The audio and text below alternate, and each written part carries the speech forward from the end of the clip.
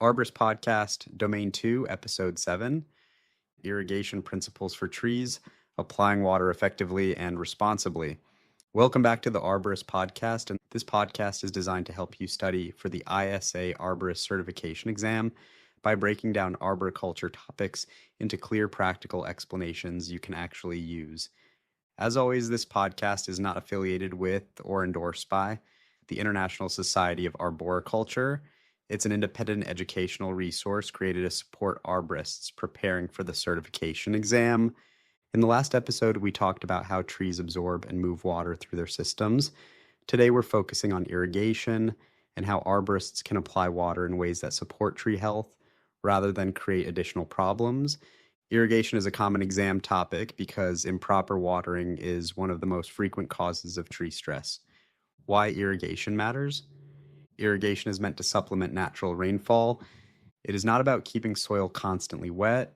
It is about providing adequate moisture to support root function without limiting oxygen availability. Many tree problems blamed on drought are actually caused by poor irrigation practices. Understanding irrigation principles helps arborists prevent stress rather than react to symptoms. Trees are not lawns, and one of the most important irrigation concepts is that trees have different water needs than turfgrass. Lawns are shallow-rooted and require frequent light watering. Trees have deeper and wider root systems and benefit from slower, deeper watering. Applying lawn-style irrigation to trees often leads to shallow rooting, poor aeration, and long-term stress.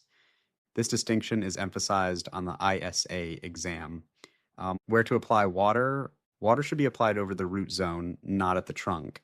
The majority of absorbing roots are located in the upper soil layers and extend outward well beyond the canopy drip line.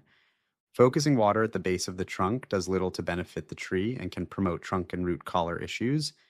Effective irrigation targets the area where fine roots are actively growing. How much water is enough? The goal of irrigation is to moisten the soil to an appropriate depth without saturating it. The amount of water needed depends on soil texture, tree size, weather conditions, and site characteristics. Sandy soils require more frequent watering with smaller amounts. Clay soils require slower application and longer intervals between watering. There's no single schedule that works for all trees. Timing and frequency of irrigation. Infrequent deep watering encourages roots to grow deeper and improves drought tolerance. Frequent, shallow watering keeps roots near the surface and increases vulnerability to stress. Irrigation timing should also consider weather conditions. Watering during cooler parts of the day reduces evaporation losses. Monitoring soil moisture is more reliable than relying on fixed schedules. Overwatering and its consequences. Overwatering is just as damaging as underwatering. Excess water fills pore space, displaces oxygen, and limits root respiration.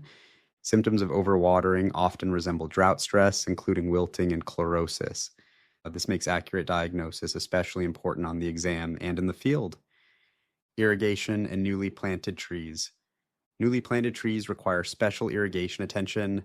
Because root systems are limited, these trees depend heavily on consistent soil moisture during establishment. However, even young trees need oxygen, and overwatering can slow root development. Gradual reduction of irrigation encourages roots to grow outward into surrounding soil. Irrigation in urban environments. Urban irrigation is often complicated by compacted soils, impervious surfaces, and altered drainage patterns. Runoff, poor infiltration, and uneven moisture distribution are common challenges. Arborists must adapt irrigation strategies to site limitations rather than relying on ideal conditions. Understanding these constraints helps arborists set realistic expectations with clients. This episode connects soil texture, structure, compaction, and tree water relations. Effective irrigation supports healthy root function only when soil conditions allow water and oxygen movement. Water management is always a balance.